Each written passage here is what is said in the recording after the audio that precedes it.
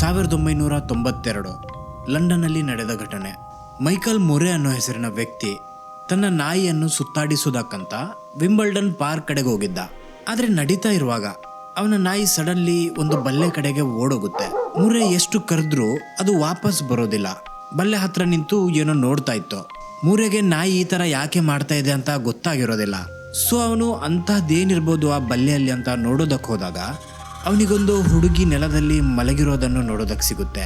ಶುರುವಲ್ಲಿ ಮೊರೆ ಅನ್ಕೊಂಡಿದ್ದ may be ಸನ್ಬಾತ್ ತಗೊಳ್ತಾ ಇರಬೇಕು. ಆದರೆ ನಂತರ ಅವನ ಕಣ್ಣು ಅವಳ ಪಕ್ಕದಲ್ಲಿ ಕೂತಿರೋ ಮಗು ಕಡೆಗೆ ಹೋಗುತ್ತೆ. 2 ವರ್ಷದ ಮಗು ಅದು. ಮಗು ಸುಮ್ಮನೆ ಅಮ್ಮನ ಪಕ್ಕದಲ್ಲಿ ಕೂತು ಅವಳನ್ನು ಅಲುಗಾಡಿಸಿ ಏಳಿಸೋದಕ್ಕೆ ಪ್ರಯತ್ನ ಪಡ್ತಾ ಇತ್ತು. ಮೊರೆಗೆ ಏನೋ ಸರಿ ಅನಿಸಿರ್ಲಿಲ್ಲ. ಸೊ ಅವನು ಸ್ವಲ್ಪ ಹತ್ರ ಹೋಗ್ತಾನೆ ನೋಡೋದಕ್ಕಂತ. ಆ್ಯಂಡ್ ಆಗ ಅವನಿಗೆ ರಿಯಲೈಸ್ ಆಗುತ್ತೆ ಅವಳು ಮಲಗಿರೋದಲ್ಲ, ಯಾರೋ ಹಾಗಲೇ ಪಬ್ಲಿಕ್ ಪ್ಲೇಸಲ್ಲಿ ಅವಳ ಕೊಲೆ ಮಾಡೋಗಿದ್ದಾರೆ. ಅದು ಕೂಡ ಅವಳ ಮಗುವಿನ ಕಣ್ಣಿನ ಮುಂದೆ. ಈಗ ಈ ಕೇಸ್ನ ವಿಚಿತ್ರ ವಿಷಯ ಏನು ಅಂದರೆ, ಅಲ್ಲಿಗೆ ಬಂದ ಪೊಲೀಸರಿಗೂ ಐಡಿಯಾನೇ ಇರಲಿಲ್ಲ ಈ ಕೊಲೆ ಯಾರು ಮಾಡಿರ್ಬೋದು ಅಂತ. ಮುಂದೆ ಈ ಕೇಸಲ್ಲಿ ಎಷ್ಟು ವಿಚಿತ್ರ ಘಟನೆಗಳು ನಡೆಯಲಿದೆ ಅಂದರೆ ನಿಮಗೆ ಇದೊಂದು ನೈಜ ಘಟನೆ ಅಲ್ಲ, ಒಂದು ಮೂವಿ ನೋಡಿದಾಗ ಫೀಲ್ ಆಗುತ್ತೆ.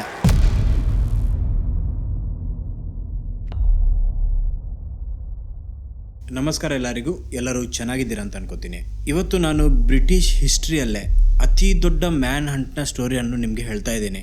ಬೈ ದ ವೇ, ಈ ಸ್ಟೋರಿ ಲಂಡನ್ನ ಪೊಲೀಸರು ಕಾರ್ಯಾಚರಣೆ ಮಾಡುವ ರೀತಿಯನ್ನೇ ಬದಲಿಸಿತ್ತು. ನಾನು ಇಂಟ್ರೋ ಅಲ್ಲಿ ಹೆಚ್ಚೇನು ಹೇಳೋದಿಲ್ಲ, ಬರೀ ಇಷ್ಟೇ ಹೇಳ್ತೀನಿ.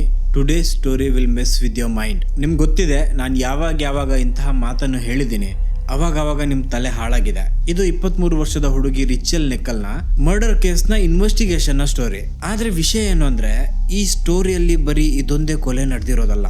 ನಿಮ್ಗೆ ಈ ತರ ಎಲ್ಲ ಹೇಳಿದ್ರೆ ಅರ್ಥ ಆಗೋದಿಲ್ಲ. So I think story start ಮಾಡೋದೇ ಒಳ್ಳೇದು. ಸೊ ನಿಮ್ಮ ಹೆಚ್ಚೇನು ಟೈಮ್ ವೇಸ್ಟ್ ಮಾಡದೆ ಇವತ್ತಿನ ವಿಡಿಯೋ ಸ್ಟಾರ್ಟ್ ಮಾಡ್ತಾ ಇದ್ದೀನಿ. Let's go.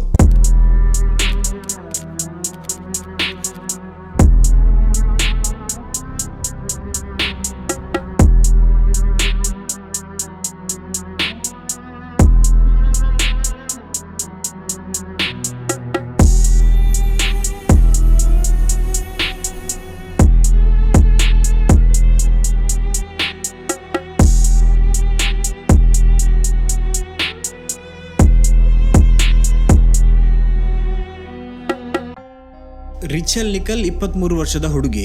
ಇವಳ ಮದುವೆ ಆಂಡ್ರಿ ಅನ್ನೋ ಹುಡುಗನ ಜೊತೆ ಆಗಿತ್ತು. ಇವರಿಬ್ಬರಿಗೆ ಒಂದು ಪುಟ್ಟ ಮಗು ಇತ್ತು, ಅಲೆಕ್ಸ್ ಅನ್ನೋ ಹೆಸರಿನ ಗಂಡು ಮಗು. ಇವಳು ಮೊದಲು ಮಾಡೆಲಿಂಗ್ ನ ಕೆಲಸ ಮಾಡ್ತಾ ಇದ್ಲು. ಆದ್ರೆ ಆಮೇಲೆ ಅವಳ ಜೀವನದಲ್ಲಿ ಅಲೆಕ್ಸ್ ಬಂದ ನಂತರ ಅವಳು ಕೆಲಸವನ್ನೆಲ್ಲ ಬಿಟ್ಟು ತನ್ನ ಮಗುವಿನ ಕಡೆಗೆ ಹೆಚ್ಚು ಫೋಕಸ್ ಮಾಡೋದಕ್ಕೆ ಶುರು ಮಾಡಿದ್ಲು. ಜುಲೈ 15, 1992 ದಿನ ಏನಾಗಿತ್ತಂದ್ರೆ, ರಿಚೆಲ್ ಬೆಳಿಗ್ಗೆ ಒಂದು 9:30-10 ಗಂಟೆಯ ನಡುವೆ ತನ್ನ ಮಗ ಅಲೆಕ್ಸ್ ನ ಜೊತೆ ವಿಂಬಲ್ಡನ್ ಪಾರ್ಕ್ ಕಡೆಗೆ ಹೋಗಿದ್ಲು. ಜಸ್ಟ್ ಒಂದು ವಾಕಿಂಗ್ ಅಂತ. ಈ ಜಾಗಕ್ಕೆ ಅವಳು 100 ಬಾರಿ ಹೋಗಿದ್ದಾಳೆ. ಅವಳಿಗೆ ಪಾರ್ಕ್ ಚೆನ್ನಾಗಿ ಗೊತ್ತಿತ್ತು. ಆಲ್ಸೋ ಅಲ್ಲಿರುವ ಎಲ್ಲ ದಾರಿಗಳು ಚೆನ್ನಾಗಿ ಗೊತ್ತಿತ್ತು. ಆದ್ರೆ ವಿಷಯ ಏನು ಅಂದ್ರೆ, ಈ ಪಾರ್ಕ್ ಇನ್ನೊಬ್ಬ ವ್ಯಕ್ತಿಗೂ ತುಂಬಾ ಚೆನ್ನಾಗಿ ಗೊತ್ತಿತ್ತು. ಅವನಿಗೆ ರಿಚೆಲ್ನ ಬಗ್ಗೆನೂ ಚೆನ್ನಾಗಿ ಗೊತ್ತಿತ್ತು. ಅವಳು ಯಾವ ದಾರಿಯಲ್ಲಿ ಹೋಗ್ತಾಳೆ ಆ ಎಲ್ಲ ವಿಷಯ ಅವನಿಗೆ ಗೊತ್ತಿತ್ತು. ಸೊ ಈ ಪಾರ್ಕಲ್ಲಿ ಹೋಗ್ತಾ ಇರುವಾಗ ರಿಚೆಲ್ ಯಾವಾಗ ಒಂದು ನಿರ್ಜನ ಪ್ಲೇಸ್ ಅನ್ನು ಎಂಟರ್ ಆದ್ಲು ನೋಡಿ, ಆಗ ಅವಳಿಗೋಸ್ಕರ ಕಾಯ್ತಾ ಇದ್ದ ವ್ಯಕ್ತಿ ಸಡನ್ಲಿ ಅವಳ ಮೇಲೆ ಅಟ್ಯಾಕ್ ಮಾಡ್ತಾನೆ. ರಿಚೆಲ್ನ ಮೇಲೆ ಸೆಕ್ಸುವಲಿ ಅಸಲ್ಟ್ ಮಾಡಿ ಆಮೇಲೆ ಅವಳಿಗೆ 49 ಬಾರಿ ಚೂರಿಯಿಂದ ಇರಿದು ಅವಳ ಕೊಲೆ ಮಾಡಿ ಅಲ್ಲಿಂದ ಓಡೋಗ್ತಾನೆ. ಇದೆಲ್ಲ ನಡೀತಾ ಇರುವಾಗ ಆ 2 ವರ್ಷದ ಮಗು ಅಲ್ಲೇ ಇತ್ತು. ಇದನ್ನೆಲ್ಲ ಅದು ನೋಡಿತ್ತು. ಆದ್ರೆ ಆ ಮಗುವಿಗೆ ಗೊತ್ತೇ ಇರಲಿಲ್ಲ ಅವನ ತಾಯಿ ಜೊತೆ ಏನು ನಡೀತಾ ಇದೆ ಅಂತ. ಅಂಡ್ ಮೇ ಬಿ ಇದೇ ಕಾರಣದಿಂದ ಅಲೆಕ್ಸ್ ಬದುಕಿ ಉಳಿದಿದ್ದು. ನಂತರ ಯಾವಾಗ ಪೊಲೀಸರು ಈ ಕ್ರೈಮ್ ಸೀನ್ಗೆ ಬಂದ್ರು, ಅವರು ಈ ಕ್ರೈಮ್ ಸೀನ್ ಅನ್ನು ನೋಡಿ ಎಷ್ಟು ಶಾಕ್ ಆಗಿದ್ರು ಅಂದ್ರೆ, ಅವ್ರು ತಮ್ಮ ಜೀವನದಲ್ಲೇ ಇಷ್ಟು ಬ್ರೂಟಲ್ ಮರ್ಡರ್ ಸೀನ್ ಅನ್ನು ಯಾವತ್ತೂ ನೋಡಿರ್ಲಿಲ್ಲ. ಇನ್ನೊಂದು ಪ್ರಾಬ್ಲಮ್ ಪೊಲೀಸರು ತುಂಬಾ ಮೊದಲಿನಿಂದಾನೇ ಫೇಸ್ ಮಾಡ್ತಾ ಇದ್ರು. ಅದು ಏನು ಅಂದ್ರೆ, ಈ ಕ್ರೈಮ್ ಸೀನ್ ಏನಿದೆ ನೋಡಿ, ಇದೊಂದು ಕೋಣೆ ಅಥವಾ ಒಂದು ಮನೆ ಆಗಿರ್ಲಿಲ್ಲ. ಇದು 460 ಹೆಕ್ಟರ್ನಷ್ಟು ದೊಡ್ಡ ಒಂದು ಜಮೀನಾಗಿತ್ತು. ಇಲ್ಲಿಗೆ ಬಂದು ಕೊಲೆ ಮಾಡಿ ಹೋದ ವ್ಯಕ್ತಿಯನ್ನು ಹುಡುಕೋದಂದ್ರೆ ಇದು ಆಲ್ಮೋಸ್ಟ್ ಇಂಪಾಸಿಬಲ್ ಆಗಿತ್ತು. ಈ ಇನ್ಸಿಡೆಂಟ್ ನಡೆದ ದಿನ ಇನ್ನೊಂದು ಇನ್ಸಿಡೆಂಟ್ ನಡೆದಿತ್ತು. ಅದೇನಂದ್ರೆ, ಈ ಪಾರ್ಕ್ ನಿಂದ ಸ್ವಲ್ಪ ದೂರ ಇರುವ ರೊಹಂಪ್ಟನ್ ಅನ್ನೋ ಪ್ಲೇಸ್ ಅಲ್ಲಿ ಒಬ್ಬ ವ್ಯಕ್ತಿ, ಅವನ ಹೆಸರು ಕೋಲೆನ್ ಸ್ಟ್ಯಾಗ್ ಆಗಿತ್ತು. ಅವನು ಸರಿಸುಮಾರು ಈ ಮರ್ಡರ್ ನಡೆದ ಸೇಮ್ ಸಮಯದಲ್ಲಿ ಈ ಪಾರ್ಕಿಗೆ ವಾಕಿಂಗ್ ಅಂತ ಹೋಗಿದ್ದ ಅವನ ನಾಯಿ ಜೊತೆ. ಆದ್ರೆ ನಂತರ ಏನಾಗುತ್ತಂದ್ರೆ, ಅರ್ಧ ದಾರಿಯಲ್ಲಿ ಅವನಿಗೆ ತುಂಬಾ ತಲೆನೋವು ಆಗೋದಕ್ಕೆ ಶುರುವಾಗಿ ಅವ್ನು ಅರ್ಧ ದಾರಿಯಿಂದಾನೆ ವಾಪಸ್ ಮನೆ ಕಡೆಗೆ ಹೋಗ್ಬಿಡ್ತಾನೆ. ಆಮೇಲೆ ಮನೆಗೆ ಹೋಗಿ ಸ್ವಲ್ಪ ರೆಸ್ಟ್ ತಗೊಂಡು ಸಂಜೆ ಆಗ್ತಾ ಇದ್ದಾಗೆ ಮತ್ತೆ ವಾಪಸ್ ನಾಯಿ ಜೊತೆ ಪಾರ್ಕ್ಗೆ ವಾಕಿಂಗ್ ಅಂತ ಬಂದಾಗ ಅವನನ್ನು ಎಂಟ್ರೆನ್ಸ್ ಹತ್ರನೇ ಪೊಲೀಸರು ನಿಲ್ಲಿಸ್ತಾರೆ. ಕೊಲಿನ್ ಕೇಳ್ತಾನೆ ಯಾಕೆ ಏನಾಯ್ತು ಅಂತ. ಆಗ ಪೊಲೀಸ್ ಆಫೀಸರ್ ಹೇಳ್ತಾರೆ, ಇವತ್ತು ಬೆಳಿಗ್ಗೆನೆ ಇಲ್ಲೊಂದು ಮರ್ಡರ್ ನಡೆದಿದೆ, ಸೊ ಯಾರು ಒಳಗೆ ಹೋಗುವಾಗಿಲ್ಲ ಅಂತ. ಇದನ್ನು ಕೇಳಿದ ಕೊಲಿನ್ ಶಾಕ್ ಆಗಿ ಪೊಲೀಸ್ ಆಫೀಸರ್ ಹತ್ರ ಹೇಳ್ತಾರೆ, ಬೆಳಿಗ್ಗೆ ನಡೆದಿದ್ದ? ಬೆಳಿಗ್ಗೆ ನಾನು ಕೂಡ ಈ ಪಾರ್ಕ್ ಅಲ್ಲಿದ್ದೆ, ನಾನು ಅಂಥದ್ದೇನು ನೋಡಿಲ್ಲ ಅಥವಾ ನಂಗೆ ಅಂದಾಜು ಆಗಿಲ್ಲ. ಈ ತರ ಅವನು ಹಾಗೂ ಪೊಲೀಸ್ ಆಫೀಸರ್ ಸ್ವಲ್ಪ ಹೊತ್ತಿನವರೆಗೆ ಮಾತಾಡ್ತಾರೆ. ಆಮೇಲೆ ಪೊಲೀಸ್ ಆಫೀಸರ್ ಅವನಿಗೆ ಹೇಳ್ತಾರೆ, ನೀನೊಂದು ಕೆಲಸ ಮಾಡು, ನಿಂದು ಫೋನ್ ನಂಬರ್ ಹಾಗೂ ಹೆಸರನ್ನು ನನಗೆ ಕೊಟ್ಟು ಜಸ್ಟ್ ಇನ್ ಕೇಸ್ ಏನಾದರೂ ಪ್ರಶ್ನೆ ಇದ್ದರೆ, ಏನಾದರೂ ಇನ್ಕ್ವೈರಿ ಇದ್ದರೆ ನಾವು ನಿಮಗೆ ಕಾಂಟ್ಯಾಕ್ಟ್ ಮಾಡ್ತೀವಿ, ಇದು ಇನ್ವೆಸ್ಟಿಗೇಷನಲ್ಲಿ ಸ್ವಲ್ಪ ಹೆಲ್ಪ್ ಆಗುತ್ತೆ ಅಂತ. ಸೊ ಆಗ ಕೊಲಿನ್ ಸ್ಟ್ಯಾಗ್ ಏನು ಮಾಡ್ತಾನಂದರೆ ಪೊಲೀಸ್ ಆಫೀಸರ್ಗೆ ತನ್ನ ನಂಬರ್ ಹಾಗೂ ತನ್ನ ಹೆಸರನ್ನು ಕೊಟ್ಟು ವಾಪಸ್ ಅಲ್ಲಿಂದ ಮನೆ ಕಡೆಗೆ ಹೋಗ್ತಾನೆ.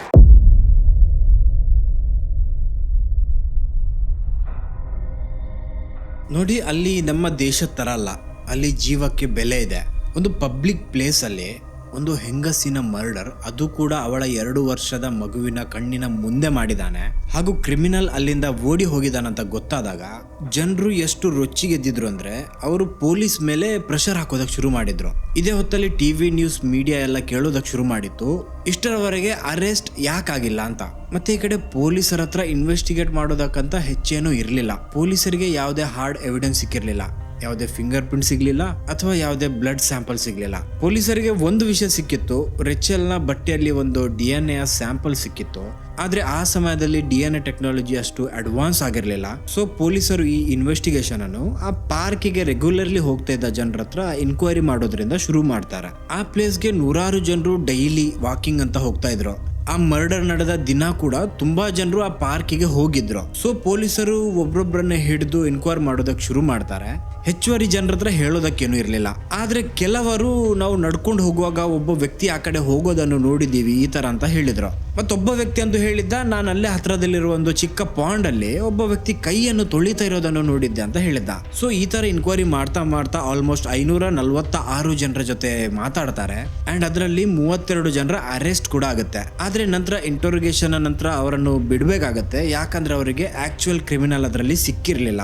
ಸೊ ಅವರ ಹತ್ರ ವಿಟ್ನೆಸಸ್ ಇಲ್ಲದೆ ಪೊಲೀಸರು ಏನ್ ಮಾಡ್ತಾರೆ ಅಂದ್ರೆ ಒಂದು ಬೇರೆ ರೀತಿಯಿಂದ ಈ ಕೇಸನ್ನು ಸಾಲ್ವ್ ಮಾಡೋದಕ್ಕೆ ಪ್ರಯತ್ನ ಪಡ್ತಾರೆ. ಸೊ ಇವರು ಏನ್ ಮಾಡ್ತಾರೆ ಅಂದ್ರೆ ಪೌಲ್ ಬ್ರಿಂಟನ್ ಅನ್ನೋ ಹೆಸರಿನ ಕ್ರಿಮಿನಲ್ ಸೈಕಾಲಜಿಸ್ಟ್ ಅನ್ನು ಕರೆದು ಈ ಕ್ರಿಮಿನಲ್ ನ ಪ್ರೊಫೈಲ್ ಅನ್ನು ರೆಡಿ ಮಾಡೋದಕ್ಕೆ ಹೇಳ್ತಾರೆ. ಈಗ 2 ವಿಷಯ ಹೇಳ್ತೀನಿ, ನಿಮ್ಗೆ ಸ್ಟೋರಿ ಅರ್ಥ ಮಾಡೋದಕ್ಕೆ ಈಸಿ ಆಗುತ್ತೆ. ಫಸ್ಟ್, ಪೌಲ್ ಬ್ರಿಂಟನ್ ಯಾರು ಅಂದ್ರೆ ಇವರು ಅಲ್ಲಿನ ಒಂದು ತುಂಬಾ ಫೇಮಸ್ ಕ್ರಿಮಿನಲ್ ಸೈಕಾಲಜಿಸ್ಟ್ ಆಗಿದ್ರು. ಇವರು ಅಲ್ಲಿನ ತುಂಬಾ ದೊಡ್ಡ ದೊಡ್ಡ ಹೈ ಪ್ರೊಫೈಲ್ ಕ್ರೈಮ್ ಕೇಸಸ್ ಅನ್ನೆಲ್ಲ ಸಾಲ್ವ್ ಮಾಡೋದ್ರಲ್ಲಿ ತುಂಬಾ ಹೆಲ್ಪ್ ಮಾಡಿದವರಾಗಿದ್ರು. ಎರಡನೇದು ಏನಂದ್ರೆ ಈ ಕ್ರಿಮಿನಲ್ ಸೈಕಾಲಜಿ ಅಂದ್ರೆ ಏನು ನೋಡಿ, ಒಂದು ಕ್ರೈಮ್ ಸೀನ್ ಇರುತ್ತಲ್ವಾ, ಅದನ್ನು ನೋಡಿ ಅಂದಾಜ್ ಹಾಕೋದು ಈ ವ್ಯಕ್ತಿ ಯಾವ ತರದ ವ್ಯಕ್ತಿ ಇರಬಹುದು, ಈ ವ್ಯಕ್ತಿಯ ಅಭ್ಯಾಸ ಏನಿರಬಹುದು, ಈ ವ್ಯಕ್ತಿಯ ಮೋಟಿವ್ ಏನಿರಬಹುದು, ಈ ವ್ಯಕ್ತಿ ಆಕ್ಚುಲಿ ಒಂದು ಎಂತಹ ವ್ಯಕ್ತಿ ಆಗಿರಬಹುದು, ಇದನ್ನೆಲ್ಲ ಅಂದಾಜು ಹಾಕೋದು. ಸೊ ಅವರು ಬಂದು ಈ ಕ್ರಿಮಿನಲ್ ನ ಪ್ರೊಫೈಲ್ ಅನ್ನು ರೆಡಿ ಮಾಡಿದಾಗ ಅದರಲ್ಲಿ ಏನ್ ಬರ್ದಿತ್ತು ಅಂದ್ರೆ ಈ ವ್ಯಕ್ತಿ ಒಬ್ಬಂಟಿ ವ್ಯಕ್ತಿ ಆಗಿದ್ದಾನೆ, ಇವನು ತುಂಬಾ ಯಂಗ್ ಹುಡುಗ ಆಗಿದ್ದಾನೆ, ಈ ಪಾರ್ಕ್ ಹತ್ರನೇ ಎಲ್ಲೋ ಇರುವವನಾಗಿದ್ದಾನೆ, ಇವನು ಸೋಷಿಯಲಿ ತುಂಬಾ ಐಸೋಲೇಟೆಡ್ ವ್ಯಕ್ತಿ ಆಗಿದ್ದಾನೆ, ಅಂದ್ರೆ ಹೆಚ್ಚು ಜನರ ಜೊತೆ ಅವನ ಸಂಪರ್ಕ ಇಲ್ಲ. ಅಂಡ್ ಆಲ್ಸೋ ಅವನಿಗೆ ತುಂಬಾ ವಿಯರ್ಡ್ ವೈಲೆಂಟ್ ಸೆಕ್ಸುವಲ್ ಫ್ಯಾಂಟಸೀಸ್ ಇದೆ. ಇದರಲ್ಲಿ ಆಲ್ಸೋ ಬರ್ದಿತ್ತು ಈ ವ್ಯಕ್ತಿಗೆ ಅಕಲ್ಟ್ ಅಂದ್ರೆ ತಂತ್ರ ಮಂತ್ರ ಇಂಥದ್ರಲ್ಲೆಲ್ಲ ತುಂಬಾ ಆಸಕ್ತಿ ಇದೆ, ಮತ್ತೆ ಈ ವ್ಯಕ್ತಿಗೆ ಚಾಕುಗಳಂದ್ರೆ ತುಂಬಾ ಇಷ್ಟ. ಸೊ ಈ ತರ ಕ್ರಿಮಿನಲ್ ನ ಪ್ರೊಫೈಲ್ ರೆಡಿ ಆಗ್ತಾ ಇದ್ದಾಗೆ ಪೊಲೀಸರು ಈ ಕಡೆ ಏನ್ ಮಾಡ್ತಾರೆ ಅಂದ್ರೆ ಯಾರ್ಯಾರು ನಾನು ಪಾರ್ಕ್ ಅಲ್ಲಿ ಒಬ್ಬ ವ್ಯಕ್ತಿಯನ್ನು ನೋಡಿದೆ ಅಂತ ಹೇಳಿದ್ರು ನೋಡಿ, ಅವರ ಹತ್ರ ಡಿಸ್ಕ್ರಿಪ್ಷನ್ಸ್ ಎಲ್ಲ ತಗೊಂಡು ಒಂದು ಸ್ಕೆಚ್ ಅನ್ನು ರೆಡಿ ಮಾಡ್ತಾರೆ. ಅಂಡ್ ಈ ಕ್ರಿಮಿನಲ್ ಪ್ರೊಫೈಲ್ ಮತ್ತೆ ಸ್ಕೆಚ್ ಅನ್ನು ಪಬ್ಲಿಕ್ಗೆ ರಿಲೀಸ್ ಮಾಡ್ತಾರೆ, ಯಾರಿಗಾದ್ರೂ ಏನಾದ್ರೂ ಗೊತ್ತಿದ್ರೆ ಇನ್ಫಾರ್ಮೇಶನ್ ಕೊಡ್ಲಿ ಅಂತ. ಇದು ಯಾವಾಗ ರಿಲೀಸ್ ಆಯ್ತು ನೋಡಿ, ಪೊಲೀಸರಿಗೆ ಟಿಪ್ಸ್ ಮೇಲೆ ಟಿಪ್ಸ್ ಬರೋದಕ್ಕೆ ಶುರು ಆಗುತ್ತೆ. ಇದರಲ್ಲಿ ಹೆಚ್ಚುವರಿ ಟಿಪ್ಸ್ ಅವರಿಗೆ ಯೂಸ್ಲೆಸ್ ಆಗಿತ್ತು. ಆದ್ರೆ 2 ಹುಡುಗಿಯರು ಒಂದು ವ್ಯಕ್ತಿಯ ಬಗ್ಗೆ ಹೇಳಿದ್ರು, ಒಂದೇ ಸೇಮ್ ವ್ಯಕ್ತಿಯ ವಿಷಯ. ಅಂಡ್ ಈ ವ್ಯಕ್ತಿಗೂ ಆ ಪಾರ್ಕ್ಗೂ ಲಿಂಕ್ ಕೂಡ ಇತ್ತು. ಈ ವ್ಯಕ್ತಿಯ ಹೆಸರಾಗಿತ್ತು ಕಾಲಿನ್ ಸ್ಟ್ಯಾಗ್. ಇದನ್ನು ಕೇಳಿದ ಪೊಲೀಸರು ಅವರ ಸಸ್ಪೆಕ್ಟ್ ಲಿಸ್ಟ್ ಅನ್ನು ಚೆಕ್ ಮಾಡಿದಾಗ ಅವರಿಗೆ ಸಿಕ್ಕಿದ್ದೇನಂದ್ರೆ ಕಾಲಿನ್ ಸ್ಟ್ಯಾಗ್ ಆಕ್ಚುಲಿ ಮರ್ಡರ್ ನಡೆದ ಸೇಮ್ ಸಮಯದಲ್ಲಿ ಪಾರ್ಕ್ ಅಲ್ಲಿ ಇದ್ದ. ಅಂಡ್ ಅವನು ಪಾರ್ಕಿನ ಹತ್ರನೇ ಇರುವ ಒಬ್ಬ ವ್ಯಕ್ತಿ ಆಗಿದ್ದಾನೆ. ಮತ್ತೆ ಅಷ್ಟೇ ಅಲ್ಲ, ಅವರಿಗೆ ಅವನದೊಂದು ಕ್ರಿಮಿನಲ್ ಹಿಸ್ಟ್ರಿ ಕೂಡ ನೋಡೋದಕ್ಕೆ ಸಿಗುತ್ತೆ. ತುಂಬಾ ವರ್ಷದ ಹಿಂದೆ ಒಂದು ಹುಡುಗಿ ಕೊಲಿನ್ ಮೇಲೆ ಕಂಪ್ಲೇಂಟ್ ಮಾಡಿದ್ಲು. ಅವನು ವಿಂಬಲ್ಡನ್ ಪಾರ್ಕ್ ಅಲ್ಲಿ ನನ್ಗೆ ಅಸಭ್ಯವಾಗಿ ಪ್ರದರ್ಶನ ಮಾಡಿದ್ದಾನೆ ಅಂತ. ಆ ಸಮಯದಲ್ಲಿ ಆಫೀಸರ್ ಅವನ ಹತ್ರ ಕೇಳಿದಾಗ ಕೊಲಿನ್ ಹೇಳಿದ್ದ, ನಾನು ಆಕ್ಚುಲಿ ಶೆಡ್ಯೂಲ್ಡ್ ಪ್ಲೇಸ್ ಅಲ್ಲೇ ಬೆತ್ತಲೆಯಾಗಿ ಸನ್ಬಾತ್ ತಗೊಳ್ತಾ ಇದ್ದಿದ್ದು, ಆ ಹುಡುಗಿಯ ಇಲ್ಲಿಗೆ ಸಡನ್ಲಿ ಬಂದಿರೋದು ಅಂತ. ಸೊ ಆ ಟೈಮಲ್ಲಿ ಅವನ ಮೇಲೆ ಏನು ಕೇಸ್ ಆಗಿರೋದಿಲ್ಲ, ಅವನಿಗೆ ಫೈನ್ ಹಾಕಿ ಬಿಟ್ಟಿರ್ತಾರೆ. ಆಲ್ಸೋ ಒಂದು ಕ್ರೇಜಿ ವಿಷಯ ನಡೆದಿತ್ತು. ಪೊಲೀಸರಿಗೆ ಕರೆ ಮಾಡಿ ಟಿಪ್ಸ್ ಕೊಟ್ಟದ್ರಲ್ಲಿ ಒಂದು ಹುಡುಗಿ, ಅವಳ ಹೆಸರು ಜೂಲಿ ಪೈನ್ಸ್ ಆಗಿತ್ತು. ಅವಳು ಪೊಲೀಸರಿಗೆ ಕೊಲಿನ್ ಬಗ್ಗೆ ಹೇಳ್ತಾಳೆ, ನಾನು 2 ವರ್ಷದಿಂದ ಕೊಲಿನ್ ಜೊತೆ ಕಾಂಟ್ಯಾಕ್ಟ್ ಅಲ್ಲಿದ್ದೆ. ಅವನು ನಂಗೆ ಪತ್ರ ಬರಿತಾ ಇದ್ದ. ಒಂದು ಪತ್ರದಲ್ಲಿ ಕೊಲಿನ್ ಹೇಳಿದ್ದ, ನಂಗೆ ಔಟ್ಡೋರ್ ಅಲ್ಲಿ ಮಾಡುವ ಆಸೆ ಇದೆ ಅಂತ.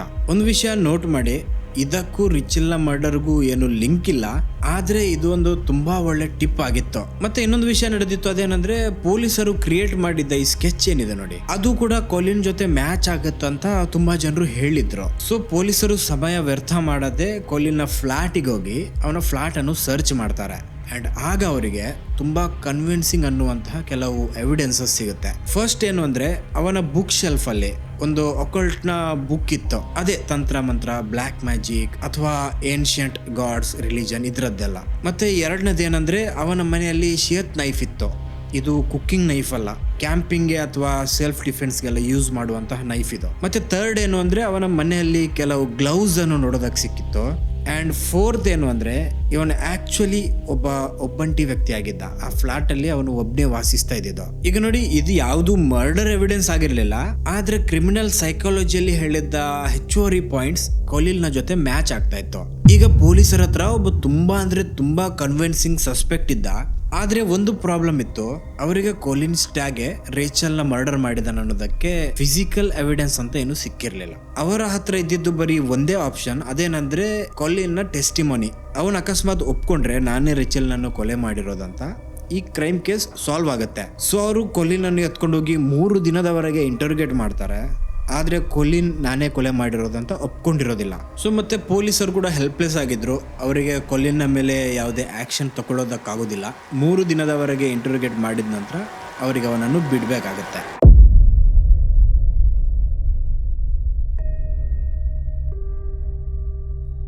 ಈ ಇನ್ಸಿಡೆಂಟ್ ನಂತರ ಕೊಲಿನ್ ಸ್ಟ್ಯಾಗ್ ನ ಜೀವನ ತುಂಬಾ ಬದಲಾಗಿತ್ತು. ಅವನ ನೆರೆಕರೆಯವರೆಲ್ಲ ಅವನನ್ನು ಸಂಶಯದಿಂದ ನೋಡ್ತಾ ಇದ್ರು. ಆಲ್ರೆಡಿ ನ್ಯೂಸ್ ಮೀಡಿಯಾ, ಟಿವಿ ಎಲ್ಲಾ ಕಡೆ ಅವನ ಹೆಸರು ಬಂದು ಅವನ ಹೆಸರು ಹಾಳಾಗಿತ್ತು. ಕೊಲಿನ್ ಮೊದಲಿನಿಂದ ಒಬ್ಬಂಟಿ ವ್ಯಕ್ತಿ ಆಗಿದ್ದ. ಈಗ ಅವನ ಹೆಸರು ಆಸ್ ಎ ಮೈನ್ ಸಸ್ಪೆಕ್ಟ್ ಬಂದ ಮೇಲೆ ಅವನು ಹೊರಗೆ ಹೋಗೋದನ್ನೇ ಬಿಟ್ಟು ಬಿಡ್ತಾನೆ. ಈ ತರ ಕೊಲಿನ್ ತನ್ನ ಜೀವನವನ್ನು ಹಾಗೂ ಹೀಗೂ ಜೀವಿಸ್ತಾ ಇದ್ದ. ಇದೇ ಹೊತ್ತಲ್ಲಿ ಕೊಲಿನ್ಗೆ ಒಂದು ಲೆಟರ್ ಬರುತ್ತೆ. ಇದು ಲಿಜ್ಜಿ ಅನ್ನೋ ಹೆಸರಿನ ಒಂದು ಹುಡುಗಿಯ ಲೆಟರ್. ಈಗ ಈ ಪಾರ್ಟ್ ಅನ್ನು ಕಂಟಿನ್ಯೂ ಮಾಡೋ ಮೊದಲು ಒಂದು ವಿಷಯ ನೋಟ್ ಮಾಡಿ, ಅವಳು ಲಿಜ್ಜಿಗೆ ಕಳಿಸಿದ ಲೆಟರ್ ನ ಆಕ್ಚುಯಲ್ ವರ್ಡ್ ಟು ವರ್ಡ್ ನನ್ನ ಹತ್ರ ಇಲ್ಲ, ಆದ್ರೆ ನಾನು ಏನೆಲ್ಲ ಹೇಳ್ತಾ ಇದ್ದೀನಿ ನೋಡಿ, ಇದು ಆಲ್ಮೋಸ್ಟ್ ಎಕ್ಸಾಕ್ಟ್ಲಿ ಅದೇ ತರ ನಡೆದಿರೋದು. ಈಗ ಈ ಲೆಟರ್ ಪ್ರಕಾರ ಲಿಜ್ಜಿ ಆಕ್ಚುಲಿ ಕೊಲಿನ್ ಮೇಲೆ ತುಂಬಾ ಇಂಟ್ರೆಸ್ಟೆಡ್ ಆಗಿದ್ಲು. ಅವಳು ಲೆಟರ್ ಅಲ್ಲಿ ಮೆನ್ಷನ್ ಮಾಡಿದ್ಲು, ಅವಳು ಆಕ್ಚುಲಿ ಕೊಲಿನ್ ಮೊದಲು ಮಾತಾಡ್ತಾ ಇದ್ದ ಒಂದು ಹುಡುಗಿಯ ಪರಿಚಯದ ಹುಡುಗಿ ಅಂತೆ. ಕೊಲಿನ್ ಆ ಹುಡುಗಿಗೆ ತನ್ನ ಫ್ಯಾಂಟಸೀಸ್ ಬಗ್ಗೆ ಎಲ್ಲ ಹೇಳಿದ್ದಂತೆ. ಆ ಹುಡುಗಿಗೆ ಅದೆಲ್ಲ ಸರಿ ಅನ್ಸ್ಲಿಲ್ಲ, ಆದ್ರೆ ಲಿಜ್ಜಿಗೆ ಇದು ತುಂಬಾ ಇಂಟ್ರೆಸ್ಟಿಂಗ್ ಅನ್ಸಿತ್ತಂತೆ. ಲಿಜ್ಜಿ ಸ್ಟಾರ್ಟಿಂಗ್ ನಿಂದಾನೆ ತುಂಬಾ ನಾಟಿ ತುಂಬಾ ಫ್ಲರ್ಟಿ ಆಗಿ ಮಾತಾಡ್ತಾ ಇದ್ಲು. ಈ ತರ ಮಾತಾಡ್ತಾ ಅವರಿಬ್ರು ದಿನ ಕಳೀತಾ ಇದ್ದಾಗೆ ಸ್ವಲ್ಪ ಕ್ಲೋಸ್ ಆಗ್ತಾರೆ. ಸೊ ಅವರ ನಡುವೆ ಸ್ವಲ್ಪ ಮಾತೆಲ್ಲ ಆಗೋದಕ್ಕೆ ಶುರು ಆಗುತ್ತೆ. ಲಿಜ್ಜಿ ಆಕ್ಚುಲಿ ತನ್ನ ಡಾರ್ಕ್ ಫ್ಯಾಂಟಸೀಸ್ ಎಲ್ಲ ಅವನ ಜೊತೆ ಶೇರ್ ಮಾಡೋದಕ್ಕೆ ಶುರು ಮಾಡ್ತಾಳೆ. ಅವಳಿಗೆ ಆಕ್ಚುಲಿ ತನ್ನ ಪಾರ್ಟ್ನರ್ ಜೊತೆ ಅದೆಲ್ಲ ಮಾಡೋದು ಇಷ್ಟ ಅಂತೆ. ಅವಳಿಗೆ ವೈಲೆನ್ಸ್ ಇಷ್ಟ ಅಂತೆ. ಅಂಡ್ ಆಲ್ಸೋ ಅವಳು ಕೊಲಿನ್ ಹತ್ರನು ಕೇಳ್ತಾಳೆ, ನೀನ್ ಹೇಳು ನಿಂದೇನೆಲ್ಲ ಫ್ಯಾಂಟಸೀಸ್ ಇದೆ ಅಂತ. ಆಗ ಕೊಲಿನ್ ಕೂಡ ತನ್ನ ಬೇರೆ ಬೇರೆ ಫ್ಯಾಂಟಸೀಸ್ ಬಗ್ಗೆ ಅವಳ ಮುಂದೆ ಓಪನ್ ಅಪ್ ಆಗ್ತಾನೆ. ಈ ತರ ಬರೀ ಲೆಟರ್ ಮಾತ್ರ ಅಲ್ಲ, ಅವರು ಫೋನ್ ಅಲ್ಲಿ ಕೂಡ ನಡುವಲ್ಲಿ ತುಂಬಾ ಸತಿ ಮಾತಾಡಿದ್ರು. ಆಲ್ಮೋಸ್ಟ್ 5 ತಿಂಗಳವರೆಗೆ ಅವರ ನಡುವೆ ತುಂಬಾ ಮಾತುಕತೆ ನಡೆದಿರುತ್ತೆ. ಒಂದಿನ ಏನಾಗುತ್ತಂದ್ರೆ, ಲಿಜ್ಜಿ ಮಾತಾಡ್ತಾ ಅವನ ಎಕ್ಸ್ ಬಾಯ್ ಫ್ರೆಂಡ್ ಬಗ್ಗೆ ಹೇಳ್ತಾಳೆ. ಅವಳು ಹೇಳಿದ್ದೇನಂದ್ರೆ, ಅವಳು ಹಾಗೂ ಅವಳ ಎಕ್ಸ್ ಬಾಯ್ ಫ್ರೆಂಡ್ ಇಬ್ರು ಸೇರಿ ಒಂದು ಸೆಟಾನಿಕ್ ರಿಚುವಲ್ ಮಾಡಿದ್ರಂತೆ. ಈ ರಿಚುವಲ್ ಅಲ್ಲಿ ಅವರು ಒಂದು ಗರ್ಭಿಣಿ ಹೆಂಗಸನ್ನು ಅವಳ ಮಗುವಿನ ಜೊತೆ ಸ್ಯಾಕ್ರಿಫೈಸ್ ಕೊಟ್ಟಿದ್ರಂತೆ. ಲಿಜ್ಜಿ ಪ್ರಕಾರ ಅವಳಿಗೆ ವಾಯ್ಲೆಂಟ್, ತುಂಬಾ ಬ್ಲಡ್ ಥರ್ಸ್ಟಿ ಹುಡುಗರೆಲ್ಲ ತುಂಬಾ ಇಷ್ಟ ಅಂತ. ಅವಳು ಈ ತರ ಹೇಳ್ತಾ ಕೊಲಿನ್ ಹತ್ರ ಕೇಳ್ತಾಳೆ, ನೀನೇನಾದ್ರೂ ಈ ತರ ಮಾಡಿದೀಯಾ ಅಂತ. ಆಗ ಕೊಲಿನ್ ಅವಳಿಗೆ ಹೇಳ್ತಾನೆ, ಒಂದು ಓಲ್ಡ್ ಕೇಸ್ ಇತ್ತು ನ್ಯೂ ಫಾರೆಸ್ಟ್ ಅಲ್ಲಿ ನಡೆದಿದ್ದು. ಆ ಮರ್ಡರ್ ಅನ್ನು ನಾನೇ ಮಾಡಿದ್ದು ಅಂತ ಅವಳಿಗೆ ಹೇಳ್ತಾನೆ. ಮತ್ತೆ ಈ ತರ ಇನ್ನು ತುಂಬಾ ಅವರ ನಡುವೆ ಶೇರಿಂಗ್ ಎಲ್ಲ ನಡೆಯುತ್ತೆ. ಮುಂದಿನ ದಿನದಲ್ಲಿ ಅವರು ಮೀಟ್ ಆಗೋದಕ್ಕೂ ಪ್ಲಾನ್ ಮಾಡಿ ಒಂದು ದಿನ ಡಿಸೈಡ್ ಮಾಡಿ ಅದೇ ವಿಂಬಲ್ಟನ್ ಪಾರ್ಕ್ ಅಲ್ಲಿ ಮೀಟ್ ಕೂಡ ಆಗ್ತಾರೆ. ಲಿಝಿ ಆಕ್ಚುಲಿ ಬ್ಲಾಂಡ್ ಆಗಿ ಸ್ವಲ್ಪ ಎತ್ತರವಾಗಿ ತುಂಬಾ ಬ್ಯೂಟಿಫುಲ್ ಆಗಿದ್ಲು ಹುಡುಗಿ. ಸೊ ಕೊಲಿನ್ ಅವಳನ್ನು ನೋಡಿಯೇ ಅವಳ ಮೇಲೆ ಫಿದಾ ಆಗಿದ್ದ. ಸೊ ಈ ಮೀಟಪ್ ಎಲ್ಲ ಆದ ನಂತರ ಮತ್ತೆ ತುಂಬಾ ಸಮಯ ಮಾತಾಡ್ತಾರೆ. ತುಂಬಾ ಫ್ಯಾಂಟಸೀಸ್, ವೈಲೆನ್ಸ್ ಇದರ ಬಗ್ಗೆ ಎಲ್ಲ ಅವರ ಮಾತುಕತೆ ನಡೆಯುತ್ತೆ. ಲೆಸ್ಸಿ ಅವನಿಗೆ ಕೆಲವು ವಿಡಿಯೋಸ್ ಎಲ್ಲ ಕಳಿಸಿದ್ಲು, ಯಾವ್ದ್ರಲ್ಲಿ ವೈಲೆನ್ಸ್ ಹಾಗೂ ಅಸಲ್ಟ್ ಅನ್ನೆಲ್ಲ ತೋರಿಸಲಾಗಿದೆ. ಸೊ ಈ ತರ ಎಲ್ಲ ಮಾಡಿ ಒಂದು ದಿನ ಲೆಸ್ಸಿ ಕೊಲಿನ್ಗೆ ಹೇಳ್ತಾಳೆ, ನೀನ್ ನನ್ಗೆ ಹೇಳಿದ ಎಲ್ಲ ಮರ್ಡರ್ ಕೇಸಸ್ ನಂಗೆ ಸುಳ್ಳು ಅನ್ಸುತ್ತೆ, ಅದು ನೀನ್ ಮಾಡಿರೋದಲ್ಲ. ಆದ್ರೆ ನಂಗೆ ಒಂದು ವಿಷಯ ಕೇಳೋದಕ್ ಸಿಕ್ಕಿತ್ತು, ವಿಂಬಲ್ಡನ್ ಪಾರ್ಕ್ ಅಲ್ಲಿ ನಡೆದ ಮರ್ಡರ್ ಅಲ್ಲಿ ನಿನ್ನ ಹೆಸರು ಬಂದಿದೆ ಅಂತೆ, ಅದನ್ನು ನೀನೇ ಮಾಡಿರೋದಾ? ಯಾಕಂದ್ರೆ ನೀನು ಮಾಡಿದ್ರೆ ನಾನಂತೂ ನಿನ್ನ ಮೇಲೆ ಕಂಪ್ಲೀಟ್ಲಿ ಫಿದಾನೇ ಆಗ್ಬಿಡ್ತೀನಿ ಅಂತ. ಆದ್ರೆ ಆ ಹೊತ್ತಲ್ಲಿ ಇದನ್ನು ಕೇಳಿದ ಕೊಲಿನ್ ಅವಳಿಗೆ ಹೇಳಿರ್ತಾನೆ, ಸಾರಿ, ಆದ್ರೆ ಆ ಮರ್ಡರ್ ನಾನು ಮಾಡಿರೋದಲ್ಲ, ಬೇರೆ ಎಲ್ಲ ನಾನೇ ಮಾಡಿರೋದು ಅಂತ. ಆಗ ಲಿಸಿ ಹೇಳ್ತಾಳೆ, ನನ್ಗೆ ತುಂಬಾ ವೈಲೆಂಟ್ ಹುಡುಗರು ಬೇಕು, ಅದನ್ನ ನೀನ್ ಮಾಡಿಲ್ಲ ಅಂದ್ರೆ ಏನು ಪ್ರಯೋಜನ ಇಲ್ಲ ಅಲ್ವಾ ಅಂತ. ಆದ್ರೆ ಕೊಲಿನ್ ಮತ್ತೆ ಅದೇ ಹೇಳಿರ್ತಾನೆ, ಇಲ್ಲ ಸಾರಿ, ಅದನ್ನು ನಾನು ಮಾಡಿರೋದಲ್ಲ ಅಂತ. ಈ ತರ ಮಾತು ನಡೀತಾ ಆಸ್ ಐ ಸೆಡ್ ಆಲ್ಮೋಸ್ಟ್ 5 ತಿಂಗಳವರೆಗೆ ಅವರು ಮಾತನಾಡಿದ್ರು. ಮತ್ತೆ ಒಂದಿನ ಏನಾಗುತ್ತಂದ್ರೆ, ಕೊಲಿನ್ ತನ್ನ ಫ್ಲಾಟ್ ಅಲ್ಲಿರುವಾಗ ಸಡನ್ಲಿ ಯಾರೋ ಅವನ ಡೋರ್ ಅನ್ನು ನಾಕ್ ಮಾಡ್ತಾರೆ. ಅದು ಕೂಡ ಅರ್ಲಿ ಮಾರ್ನಿಂಗ್ 5 ಗಂಟೆ ಹೊತ್ತಿಗೆ. ಐ ಥಿಂಕ್ ಇದು ಯಾರಿರ್ಬೋದು ಅಂತ ಡೋರ್ ಅನ್ನು ಓಪನ್ ಮಾಡಿ ನೋಡಿದ್ರೆ ಅವನ ಮನೆಯ ಡೋರ್ನ ಮುಂದೆ ಪೊಲೀಸರು ಬಂದು ನಿಂತಿದ್ರು. ಅಂಡ್ ಈ ಬಾರಿ ಅವ್ರು ಯಾಕೆ ಬಂದಿರೋದು ಗೊತ್ತಿದೆ, ಕೊಲಿನ್ ಅನ್ನು ಅರೆಸ್ಟ್ ಮಾಡೋದಕ್ಕೆ. ಕೊಲಿನ್ ಅವತ್ತು ಅರೆಸ್ಟ್ ಆಗುತ್ತೆ. ಅವನ ಮೇಲೆ ರಿಚಲ್ ನಿಕಲ್ ನನ್ನು ಕೊಲೆ ಮಾಡಿದ ಚಾರ್ಜಸ್ ಕೂಡ ಫೈಲ್ ಆಗುತ್ತೆ. ಅಂಡ್ ಪೊಲೀಸರು ಅವನನ್ನು ಮನೆಯಿಂದ ಎತ್ಕೊಂಡು ಹೋಗಿ ಡೈರೆಕ್ಟ್ ಜೈಲಿಗೆ ಹಾಕ್ತಾರೆ. ಈಗ ನಿಮ್ಮ ತಲೆಯಲ್ಲಿ ಬರ್ತಾ ಇರ್ಬೋದು, ಅವನನ್ನು ಸಡನ್ಲಿ ಅರೆಸ್ಟ್ ಯಾಕೆ ಮಾಡಿದ್ರು ಅಂತ. ವಿಷಯ ಏನು ಅಂದ್ರೆ, ಇಷ್ಟು ದಿನ ಅವನ ಜೊತೆ ಲೆಟರ್ ಅಲ್ಲಿ ಮಾತಾಡ್ತಾ ಇದ್ದ ಲಿಸಿ ಬೇರೆ ಯಾರು ಅಲ್ಲ, ಒಬ್ಳು ಅಂಡರ್ ಕವರ್ ಪೊಲೀಸ್ ಆಫೀಸರ್ ಆಗಿದ್ಲು. ಅವಳ ಕೆಲಸ ಬರೀ ಇಷ್ಟೇ ಆಗಿತ್ತು, ಕೊಲಿನ್ ನಿಂದ ಬಾಯಿ ಬಿಡಿಸೋದು ಹಾಗೂ ಹೇಳಿಸೋದು, ಹೌದು ರಿಚಲ್ ನನ್ನು ನಾನೇ ಕೊಂದಿರೋದಂತ. ಈಗ ನಿಮ್ ತಲೆಯಲ್ಲಿ ಇನ್ನೊಂದು ಪ್ರಶ್ನೆ ಬರ್ಬೋದು, ಕೊಲಿನ್ ಯಾವತ್ತು ನಾನು ರಿಚಲ್ ನನ್ನು ಕೊಂದಿರೋದಂತ ಹೇಳಿಲ್ಲಲ್ವಾ? ಎಸ್, ಅವನು ಹೇಳಿಲ್ಲ. ಆದ್ರೆ ಲಿಸಿ ಹತ್ರ ಮಾತಾಡ್ತಿರುವಾಗ ಅವನು ತುಂಬಾ ಡಾರ್ಕ್ ಫ್ಯಾಂಟಸೀಸ್ ಬಗ್ಗೆ ಎಲ್ಲ ಮಾತನಾಡಿದ್ದ. ಅಂಡ್ ಇದು ಸಾಕಿತ್ತು ಪೊಲೀಸರಿಗೆ ಕನ್ಫರ್ಮ್ ಮಾಡೋದಕ್ಕೆ ಕೊಲಿನ್ ಒಬ್ಬ ವೈಲೆಂಟ್ ವ್ಯಕ್ತಿ ಆಗಿದ್ದಾನೆ ಅಂತ. ಅಂಡ್ ಆಲ್ಸೋ ಒಂದು ಹಳೆ ಮರ್ಡರ್ ಬಗ್ಗೆ ಕೊಲಿನ್ ಹೇಳಿದ್ದಲ್ವಾ, ನ್ಯೂ ಫಾರೆಸ್ಟ್ ಅಲ್ಲಿ ನಡೆದ ಮರ್ಡರ್ ನಾನೇ ಮಾಡಿರೋದಂತ. ಅದು ಆಕ್ಚುಲಿ ಸುಳ್ಳಾಗಿತ್ತು. ಪೊಲೀಸರು ಅದನ್ನು ವೆರಿಫೈ ಮಾಡ್ತಾರೆ. ಅಂಡ್ ಅಂತಹದ್ದೇನು ನಡೆದಿರೋದಿಲ್ಲ.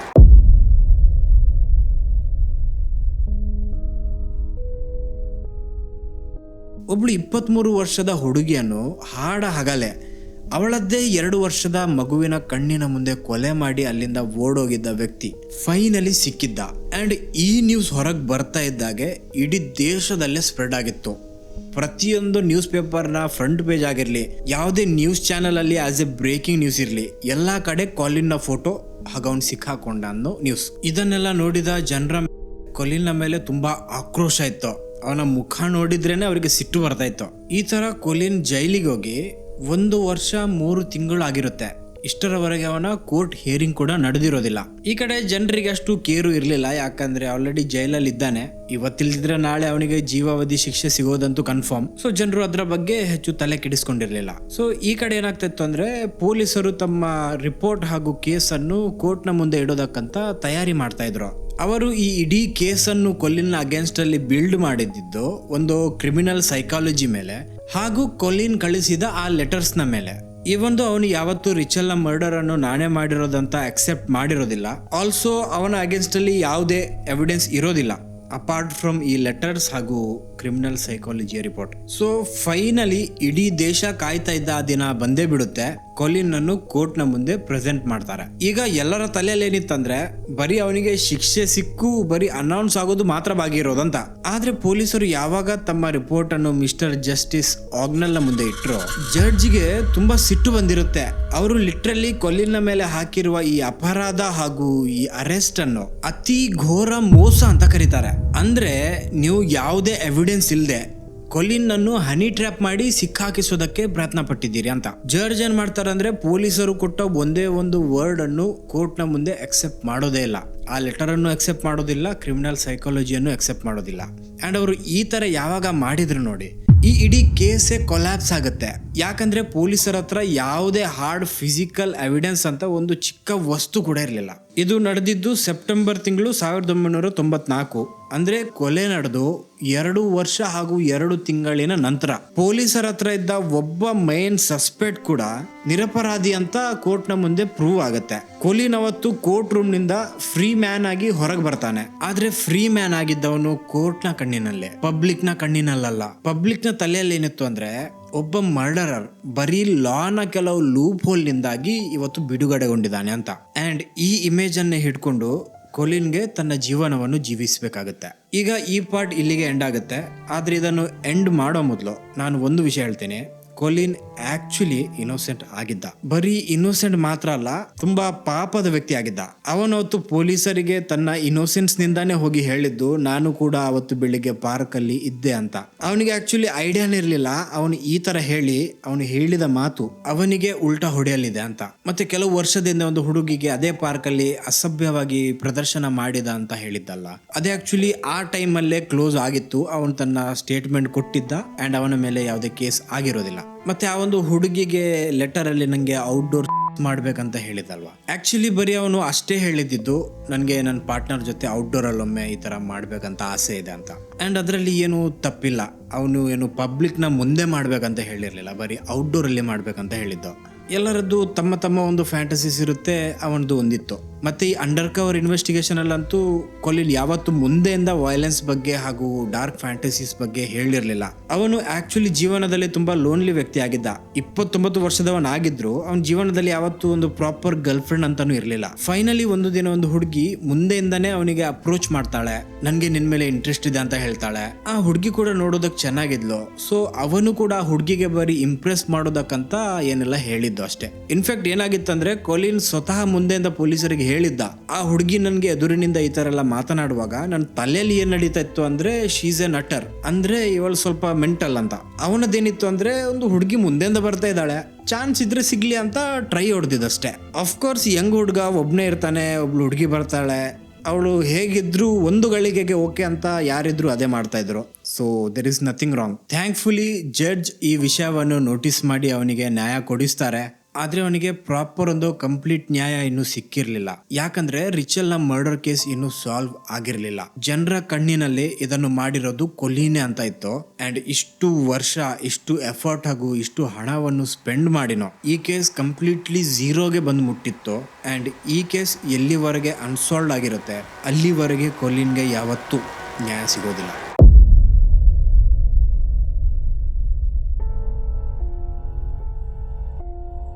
ಪೊಲೀಸ್ ಕೊಲಿನ್ನ ಹಿಂದೆ ಇಷ್ಟು ಸಮಯ ವ್ಯರ್ಥ ಮಾಡ್ತಾ ಇದ್ದಾಗ ವಿಂಬಲ್ಡನ್ ನಲ್ಲೇ ಇನ್ನೊಂದು ಇನ್ಸಿಡೆಂಟ್ ನಡೆದಿತ್ತು. ನವೆಂಬರ್ ತಿಂಗಳಲ್ಲಿ 1993ರಲ್ಲಿ ವಿಂಬಲ್ಡನ್ ನಿಂದ 14 ಕಿಲೋಮೀಟರ್ ದೂರ ಒಂದು ತಾಯಿ ಹಾಗೂ ಒಂದು 4 ವರ್ಷದ ಹೆಣ್ಣು ಮಗುವಿನ ಕೊಲೆ ನಡೆದಿರುತ್ತೆ. ತಾಯಿ ಹೆಸರು ಸಮಂತಾ ಬಿಸೆಟ್ ಆಗಿತ್ತು ಹಾಗೂ ಮಗಳ ಹೆಸರು ಜಾಸ್ಮಿನ್. ಇವರು ಒಂದು ಫ್ಲಾಟ್ ಅಲ್ಲಿ ವಾಸಿಸ್ತಾ ಇದ್ದಿದ್ದು. ನವೆಂಬರ್ 3, 1993 ಒಂದು ರಾತ್ರಿ ಏನಾಗುತ್ತಂದ್ರೆ ಒಬ್ಬ ವ್ಯಕ್ತಿ ರಾತ್ರಿ ಹೊತ್ತು ಅವರ ಮನೆಯೊಳಗೆ ನುಗ್ತಾನೆ ಅಂಡ್ ತಾಯಿ ಹಾಗೂ ಮಗಳ ಮೇಲೆ ಅಟ್ಯಾಕ್ ಮಾಡಿ ಅವರಿಬ್ಬರ ಮೇಲೇನು ಅಸಾಲ್ಟ್ ಮಾಡಿ ತುಂಬಾ ಬರ್ಬರ ರೀತಿಯಲ್ಲಿ ಅವರ ಮೇಲೆ ಚಾಕುವಿಂದ ಕೊಲೆ ಮಾಡಿ ಅಲ್ಲಿಂದ ಓಡೋಗಿರ್ತಾನೆ. ಈ ಕ್ರೈಮ್ ಸೀನ್ ಆಕ್ಚುಲಿ ತುಂಬಾ ಅಂದ್ರೆ ತುಂಬಾನೇ ಡಿಸ್ಟರ್ಬಿಂಗ್ ಆಗಿತ್ತು. ಅವರ ಕೊಲೆ ಯಾವ ರೀತಿಯಲ್ಲಿ ನಡೆದಿತ್ತು ಅಂದ್ರೆ ಅಲ್ಲಿಗೆ ಬಂದ ಎಕ್ಸ್ಪೀರಿಯನ್ಸ್ಡ್ ಇನ್ವೆಸ್ಟಿಗೇಟರ್ಸ್ ಕೂಡ ಈ ಕ್ರೈಮ್ ಸೀನ್ ಅನ್ನು ನೋಡಿದ ನಂತರ ಕೆಲವು ದಿನದವರೆಗೆ ಕೆಲಸಕ್ಕೆ ಬಂದಿರಲಿಲ್ಲ. ಅವರ ತಲೆ ಅಷ್ಟು ಹಾಳಾಗಿತ್ತು. ಈಗ 16 ತಿಂಗಳಲ್ಲೇ 2 ಸಿಮಿಲರ್ ಇನ್ಸಿಡೆಂಟ್ಸ್ ನಡೆದಿತ್ತು. 2ರಲ್ಲೂ ಚಾಕುವಿಂದ ಕೊಲೆ ಮಾಡಿತ್ತು, 2ರಲ್ಲೂ ಅಸಾಲ್ಟ್ ಮಾಡಿತ್ತು. ಈ 2 ಕೂಡ ಹತ್ತಿರದ ಏರಿಯಾದಲ್ಲೇ ನಡೆದಿರೋದು. ಅಂಡ್ ಇನ್ನೊಂದು ಕ್ರೇಜಿ ವಿಷಯ ಏನು ಅಂದ್ರೆ ಈ 2 ಕೇಸಲ್ಲಿ ಕೂಡ ಕ್ರಿಮಿನಲ್ ಸೈಕಾಲಜಿಸ್ಟ್ ಆಗಿ ಅದೇ ವ್ಯಕ್ತಿ ಇದ್ದಿದ್ದು. ಆದ್ರೆ ಅಲ್ಲಿ ಯಾರ ತಲೆಯಲ್ಲೂ ಒಂದು ಗಳಿಗೆಗೂ ಬಂದಿರ್ಲಿಲ್ಲ. ಈ 2 ಕೇಸಸ್ ಕೂಡ ಒಂದೇ ತರ ಕಾಣಿಸ್ತಾ ಇದೆ, ಮೇ ಬಿ ಒಂದೇ ವ್ಯಕ್ತಿ ಇದನ್ನು ಮಾಡಿರ್ಬೋದು ಅಂತ. ಆ ಒಂದು ರೆಚೆಲ್ ನ ಕೇಸನ್ನು ಹಿಡ್ಕೊಂಡು ಎಲ್ಲಾ ಪೊಲೀಸರು ಕೊಲಿನ್ನ ಹಿಂದೆ ಬಿದ್ದಿದ್ರು. ಥ್ಯಾಂಕ್ಫುಲಿ ನಾನು ಹೇಳ್ತೀನಿ ಅವನು ಜೈಲಿನಲ್ಲಿದ್ದು ಒಳ್ಳೇದಾಯ್ತು. ಅಕಸ್ಮಾತ್ ಅವನು ಹೊರಗಿರ್ತಿದ್ರೆ ಈ ಕೇಸನ್ನು ಕೂಡ ಅವನ ತಲೆ ಮೇಲೆನೆ ಹಾಕ್ತಿದ್ರು ಅನ್ಸುತ್ತೆ. ಈಗ ಈ ಕ್ರೈಮ್ ಸೀನ್ಗೆ ಬಂದ್ರೆ ಇಲ್ಲಿ ಒಂದು ಒಳ್ಳೆ ವಿಷಯ ನಡೆದಿತ್ತು. ಅದೇನಂದ್ರೆ ಈ ಕ್ರೈಮ್ ಸೀನ್ ಅಲ್ಲಿ ಅವರಿಗೆ ಆಕ್ಚುಲಿ ಕ್ರಿಮಿನಲ್ ಒಂದು ಫಿಂಗರ್ ಪ್ರಿಂಟ್ ಸಿಕ್ಕಿತ್ತು. ಈ ಫಿಂಗರ್ ಪ್ರಿಂಟ್ ಅನ್ನು ರಿಕವರ್ ಮಾಡಿ ತಮ್ಮ ಡೇಟಾಬೇಸ್ ಅಲ್ಲಿ ಹಾಕಿ ನೋಡಿದ್ರೆ ಅವರಿಗೆ ಒಂದು ಹೆಸರು ಸಿಗುತ್ತೆ. ಅಂಡ್ ಈ ಹೆಸರಾಗಿತ್ತು ರಾಬರ್ಟ್ ನ್ಯಾಪರ್. ಕೊಲೆ ನಡೆದಿದ್ದು ನವೆಂಬರ್ ಅಲ್ಲಿ. ಇನ್ವೆಸ್ಟಿಗೇಷನ್ ಮಾಡ್ತಾ ಮೇ ತಿಂಗಳು ಬರ್ತಾ ಪೊಲೀಸರು ರಾಬರ್ಟ್ ನ್ಯಾಪರ್ ನನ್ನು ಅರೆಸ್ಟ್ ಮಾಡ್ತಾರೆ. ಈ ಕಡೆ ಕೊಲಿನ್ ಆಲ್ರೆಡಿ ಜೈಲಿನಲ್ಲಿದ್ದ. ಕೋರ್ಟ್ ಟ್ರಯಲ್ಗೆ ಕೆಲವು ತಿಂಗಳು ಬಾಕಿ ಇತ್ತು. ಈಗ ರಾಬರ್ಟ್ ನ್ಯಾಪರ್ ನ ವಿಷಯಕ್ಕೆ ಬಂದ್ರೆ, ಅವನೇನು ಅಪರಿಚಿತ ವ್ಯಕ್ತಿ ಆಗಿರ್ಲಿಲ್ಲ ಪೊಲೀಸರಿಗೆ. ಅವನ್ ಆಕ್ಚುಲಿ ಈ ತಾಯಿ ಹಾಗೂ ಮಗಳ ಮರ್ಡರ್ನ ಮೊದಲು, ರೆಚಲ್ನ ಮರ್ಡರ್ ನಾನು ಎಷ್ಟೋ ಮೊದಲು ಪೊಲೀಸರ ಕಣ್ಣಿಗೆ ಆಲ್ರೆಡಿ ಬಿದ್ದಿದ್ದ. ಅಲ್ಲೇ ಒಂದು ಹತ್ತಿರದ ಏರಿಯಾದಲ್ಲಿ ತಾಯಿ ಹಾಗೂ ಮಗಳು ನಡ್ಕೊಂಡು ಹೋಗ್ತಾ ಇರುವಾಗ ಅವರ ಮೇಲೆ ಅಟ್ಯಾಕ್ ಆಗಿರುತ್ತೆ. ಈ ಅಟ್ಯಾಕ್ ತುಂಬಾ ಸೀರಿಯಸ್ ಆಗಿತ್ತು.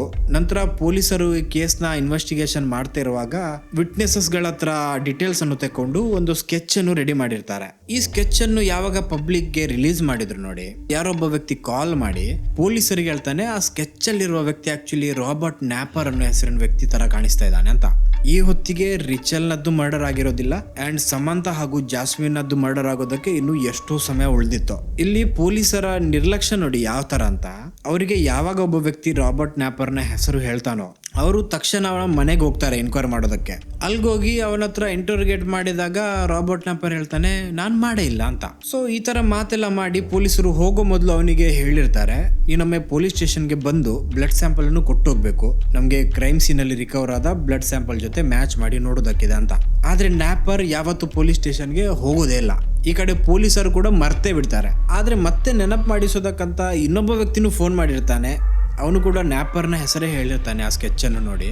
ಆದ್ರೆ ಪೊಲೀಸರು ಈ ಬಾರಿ ಯಾವುದೇ ತರದ ಆಕ್ಷನ್ ತಗೊಳ್ಳೋದಿಲ್ಲ. ಯಾಕಂದ್ರೆ ಇದಕ್ಕೊಂದು ಕಾರಣ ಇತ್ತು. ವಿಟ್ನೆಸಸ್ ಕೊಟ್ಟ ಡಿಸ್ಕ್ರಿಪ್ಷನ್ ಪ್ರಕಾರ ಆ ತಾಯಿ ಹಾಗೂ ಮಗಳ ಮೇಲೆ ಅಟ್ಯಾಕ್ ಮಾಡಿದ ವ್ಯಕ್ತಿಯ ಹೈಟ್ 5.6, 5.7 ಈ ತರ ಏನೋ ಇತ್ತಂತೆ.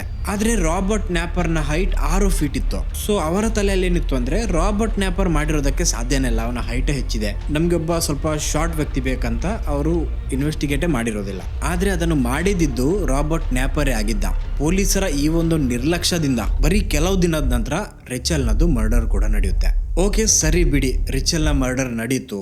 ಈಗಾದ್ರೂ ಅವರಿಗೆ ಸ್ವಲ್ಪ ಸರಿಯಾಗಿ ಇನ್ವೆಸ್ಟಿಗೇಟ್ ಮಾಡಿ ನ್ಯಾಪರ್ನನ್ನು ಹಿಡಿಬೋದಿತ್ತು ಹಾಗೂ ಸಮಂತ ಹಾಗೂ ಜಾಸ್ಮಿನ ಜೀವವನ್ನು ಉಳಿಸಬಹುದಿತ್ತು. ಆದ್ರೆ ಪೊಲೀಸರ ಕಂಪ್ಲೀಟ್ ಫೋಕಸ್ ಕೊಲಿನ್ನ ಮೇಲಿತ್ತು, ಒಬ್ಬ ನಿರಪರಾಧಿ ಮೇಲೆ. ಅವನನ್ನು ಹೇಗೆ ಸಿಕ್ಕಾಕಿಸ್ಕೊಳ್ಬೇಕು ಅಂತ ಅದರ ಹಿಂದೆನೆ ಅವರು ಕೆಲಸ ಮಾಡ್ತಾ ಇದ್ರು. ಅಂಡ್ ಇನ್ನೂ 2 ಜೀವ ಆಗುತ್ತೆ. ಸೊ ಅದು ಬಿಡಿ, ಇಲ್ಲಿಗ ಸಮಂತ ಹಾಗೂ ಜಾಸ್ಮಿನ್ ಮರ್ಡರ್ ಆದಾಗ ಅವರಿಗೆ ಫಿಂಗರ್ ಪ್ರಿಂಟ್ ಸಿಕ್ಕು ನ್ಯಾಪರ್ ಫೈನಲಿ ಅರೆಸ್ಟ್ ಆಗ್ತಾನೆ. ಈ ಕಡೆ ಕೊಲಿನ್ ಕೂಡ ಜೈಲಲ್ಲಿ ಇದ್ದವನು ಕೋರ್ಟ್ ಹಿಯರಿಂಗ್ ನಡೆಯುತ್ತೆ ಹಾಗೂ ಅವನು ರಿಲೀಸ್ ಕೂಡ ಆಗ್ತಾನೆ. ಆದ್ರೆ ಈಗನು ರಿಚಲ್ ನ ಕೇಸ್ ಸಾಲ್ವ್ ಆಗಿರೋದಿಲ್ಲ. ಪೊಲೀಸರಿಗೆ ಗೊತ್ತಿರಲಿಲ್ಲ ಅದನ್ನು ಮಾಡಿದ್ದು ಯಾರಂತ. ಅಂಡ್ ಆಲ್ಸೋ ಅವರಿಗೆ ಸ್ವಲ್ಪನೂ ಐಡಿಯಾನೇ ಇರಲಿಲ್ಲ ರಿಚಲ್ ನ ಕಿಲ್ಲರ್ ಆಲ್ರೆಡಿ ಅವರ ಹತ್ರ ಇದ್ದಾನೆ ಅಂತ. ಪೊಲೀಸರು ಆಕ್ಚುಲಿ ಸ್ವಲ್ಪ ಡೌಟ್ ಬಂದು ರಿಚಲ್ ನ ಬಗ್ಗೆ ನ್ಯಾಪರ್ ಹತ್ರ ಕೇಳಿರ್ತಾರೆ, ಆ ಕೊಲೆಯನ್ನು ನೀನೇ ಮಾಡಿದ್ದ ಹೇಳು ಅಂತ. ಆದ್ರೆ ನ್ಯಾಪರ್ ಏನ್ ಮಾಡಿದ್ದ ಅಂದ್ರೆ, ಬೇರೆ ಒಂದು ಹಳೆಯ ಕೇಸ್ ಅನ್ನು ಎಕ್ಸೆಪ್ಟ್ ಮಾಡ್ತಾನೆ ಹಾಗೂ ಇನ್ನೂ 2 ಅಟೆಂಪ್ಟೆಡ್ ಟು ಕೇಸನ್ನು ಕೂಡ ಎಕ್ಸೆಪ್ಟ್ ಮಾಡ್ಕೋತಾನೆ. ಆದ್ರೆ ರಿಚಲ್ ನ ಕೇಸನ್ನು ಎಕ್ಸೆಪ್ಟ್ ಮಾಡಿರೋದಿಲ್ಲ. ಸೊ ಈ ತರ ನ್ಯಾಪರ್ ಜೈಲಿಗೆ ಹೋಗ್ತಾನೆ. ಆಮೇಲೆ ಅವನ ಕೋರ್ಟ್ ಟ್ರಯಲ್ ನಡೆಯುತ್ತೆ. ಕೋರ್ಟ್ ಟ್ರಯಲ್ ನಡೀತಾ ಇರುವಾಗ ಒಂದು ವಿಷಯ ಗೊತ್ತಾಗುತ್ತೆ, ನ್ಯಾಪರ್ ಆಕ್ಚುಲಿ ಮೆಂಟಲಿ ಸ್ಟೇಬಲ್ ಇಲ್ಲ ಅಂತ. ಅವನಿಗೆ ಸ್ಕಿಜೋಫ್ರೀನಿಯಾ ಇತ್ತು ಹಾಗೂ ಅವನು ಮೆಂಟಲ್ ಪೇಷಂಟ್ ಆಗಿದ್ದಾನಂತ ಅಲ್ಲಿ ಹೊರಗೆ ಬರುತ್ತೆ. ಸೊ ಈ ಕಾರಣದಿಂದ ಅವನನ್ನು ಜೈಲಿಗೆ ಹಾಕೋ ಬದಲು ಮೆಂಟಲ್ ಹಾಸ್ಪಿಟಲ್ಗೆ ಹಾಕ್ತಾರೆ. ಈಗ ಅವನ ಲಕ್ ನೋಡಿ, ಪಾಪ ಒಬ್ಬ ಇನ್ನೋಸೆಂಟ್ ವ್ಯಕ್ತಿ 1 ವರ್ಷ 3 ತಿಂಗಳು ಜೈಲಿನಲ್ಲಿ ಕಳೆದು ಬಂದ. ಆದ್ರೆ ಆಕ್ಚುಲಿ ಕ್ರೈಮ್ ಮಾಡಿದ ವ್ಯಕ್ತಿ ಜೈಲಿಗೆ ಹೋಗೋ ಬದಲು ಮೆಂಟಲ್ ಹಾಸ್ಪಿಟಲ್ ಅಲ್ಲಿ ಇದ್ದಾನೆ.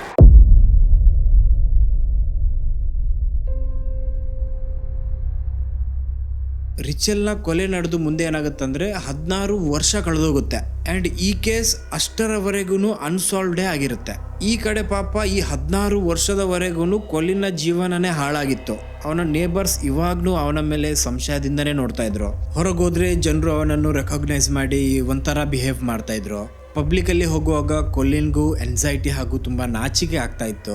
ಮೊದಲಿಂದ ಒಬ್ಬಂಟಿ ಜೀವನ ಜೀವಿಸ್ತಿದ್ದ ಕೊಲಿನ್ ಇನ್ನೂ ಹೆಚ್ಚು ಒಬ್ಬಂಟಿ ಆಗಿದ್ದ. ಆದ್ರೆ ಫೈನಲಿ 2008ರಲ್ಲಿ ಒಂದು ಸೀನ್ ನಡೆಯುತ್ತೆ. ಇದು ಫಾರೆನ್ಸಿಕ್ ಸೈನ್ಸ್ ನ ಒಂದು ಅಡ್ವಾನ್ಸ್ ಮೂವ್ಮೆಂಟ್ ಆಗಿತ್ತು. 2008 ಬರ್ತಾ DNA ಟೆಕ್ನಾಲಜಿ ತುಂಬಾ ಇಂಪ್ರೂವ್ ಆಗಿತ್ತು, ಅಡ್ವಾನ್ಸ್ ಆಗಿತ್ತು. ಸೊ ಆ ಸಮಯದಲ್ಲಿ ಪೊಲೀಸರು ಏನ್ ಮಾಡ್ತಾರೆ ಅಂದ್ರೆ, 16 ವರ್ಷದಿಂದ ಪೆಂಡಿಂಗ್ ಆಗಿರುವ ಈ ರಿಚಲ್ ನ ಕೇಸನ್ನೊಮ್ಮೆ ರಿಓಪನ್ ಮಾಡಿ ಇನ್ವೆಸ್ಟಿಗೇಟ್ ಮಾಡೋದಕ್ಕಂತ ಟ್ರೈ ಮಾಡ್ತಾರೆ. ನಾನು ವಿಡಿಯೋನ ಸ್ಟಾರ್ಟಿಂಗ್ ನಲ್ಲಿ ನಿಮ್ಗೆ ರಿಚಲ್ ನ ಬಟ್ಟೆಯಲ್ಲಿ ಒಂದು DNA ಸ್ಯಾಂಪಲ್ ಸಿಕ್ಕಿತ್ತು ಅಂತ ಹೇಳಿದೆ ಅಲ್ವಾ. ಆ ಸ್ಯಾಂಪಲ್ ಅನ್ನು ಅವರು ಡೇಟಾಬೇಸ್ ಅಲ್ಲಿ ಹಾಕಿ ಚೆಕ್ ಮಾಡ್ತಾರೆ. ಅಂಡ್ ಯಾವಾಗ ಅವರು ಆ ಸ್ಯಾಂಪಲ್ ಅನ್ನು ಡೇಟಾಬೇಸ್ ಅಲ್ಲಿ ಹಾಕಿ ಚೆಕ್ ಮಾಡಿದ್ರು ಅವರಿಗೆ ಒಂದು ಹೆಸರು ಸಿಗುತ್ತೆ. ಅಂಡ್ ಅದು ಅದೇ ರಾಬರ್ಟ್ ನ್ಯಾಪರ್ನದ್ದಾಗಿತ್ತು. ಆದ್ರೆ ಆ ಸಮಯದಲ್ಲಿ ಪೊಲೀಸರು ಜಸ್ಟ್ ಟು ಬಿ ಶೋರ್ ಅಂತ ಇನ್ನೊಂದು ಆಂಗಲ್ ನಿಂದನೂ ಇನ್ವೆಸ್ಟಿಗೇಟ್ ಮಾಡಿರ್ತಾರೆ. ಅಲೆಕ್ಸ್ ನ ಬಾಡಿಯಲ್ಲಿ ಆಕ್ಚುಲಿ ಅವರಿಗೆ ಒಂದು ಚಿಕ್ಕ ಪೇಂಟ್ ನ ಫ್ಲೇಕ್ ಸಿಕ್ಕಿತ್ತು, ಒಂದು ಮೈಕ್ರೋಸ್ಕೋಪಿಕ್ ಅನ್ಬೋದು. ಈ ಪೇಂಟ್ ಅನ್ನು ಅವರು ರಾಬರ್ಟ್ ನ್ಯಾಪರ್ನ ಟೂಲ್ ಬಾಕ್ಸ್ ಜೊತೆ ಮ್ಯಾಚ್ ಮಾಡಿ ನೋಡಿದ್ರೆ ಇದು ಅದೇ ಪೇಂಟ್ ಅಂತ ಗೊತ್ತಾಗುತ್ತೆ. ಅಂಡ್ ಇಷ್ಟೆಲ್ಲ ಎವಿಡೆನ್ಸ್ ಅನ್ನು ತಕೊಂಡೋಗಿ ಮತ್ತೆ ರಾಬರ್ಟ್ ನ್ಯಾಪರ್ ಹತ್ರ ಕೇಳಿದಾಗ ಆಗ ಅವನು ಅಕ್ಸೆಪ್ಟ್ ಮಾಡ್ಕೋತಾನೆ, ಎಸ್ ಅದನ್ನು ನಾನೇ ಮಾಡಿರೋದು ಅಂತ. ಇಷ್ಟು ವರ್ಷದ ನಂತರ ಫೈನಲಿ ರಿಚಲ್ನ ಕೇಸ್ ಸಾಲ್ವ್ ಆಗಿರುತ್ತೆ. ಅಂಡ್ ಇಷ್ಟು ವರ್ಷದ ನಂತರ ಕೋರ್ಟ್ನಿಂದ ಯಾವತ್ತೂ ರಿಲೀಸ್ ಆದ ವ್ಯಕ್ತಿಗೆ ಫುಲ್ ನ್ಯಾಯ ಸಿಕ್ಕಿರುತ್ತೆ. ಪಾಪ ಕೊಲಿನ್ ಅನ್ನೊಮ್ಮೆ ನೋಡಿ 1 ವರ್ಷ 3 ತಿಂಗಳ ಜೈಲು ಶಿಕ್ಷೆ. ಅದಕ್ಕಿಂತ ಮೊದಲು ಪೊಲೀಸರು ಅವನ ಮೇಲೆ ಮಾಡಿದ ಇನ್ವೆಸ್ಟಿಗೇಷನ್, ಇಂಟರೋಗೇಷನ್, ಆ ಒಂದು ಮೆಂಟಲ್ ಟಾರ್ಚರ್, 16 ವರ್ಷದವರೆಗೆ ತಲೆ ಬಗ್ಗಿಸಿ ಇರುವ ತರ ಮಾಡಿದ ಈ ಒಂದು ಇಡೀ ಕೇಸ್, ಅದಲ್ಲದೆ ಈ ಪೊಲೀಸರ ನಿರ್ಲಕ್ಷ್ಯ, ಇದೆಲ್ಲ ನಮ್ಮ ದೇಶದಲ್ಲಾಗಿದ್ರೆ ಕೊಲಿನ್ಗೆ ಹಾಗೆ ಬಿಡ್ತಾ ಇದ್ರು.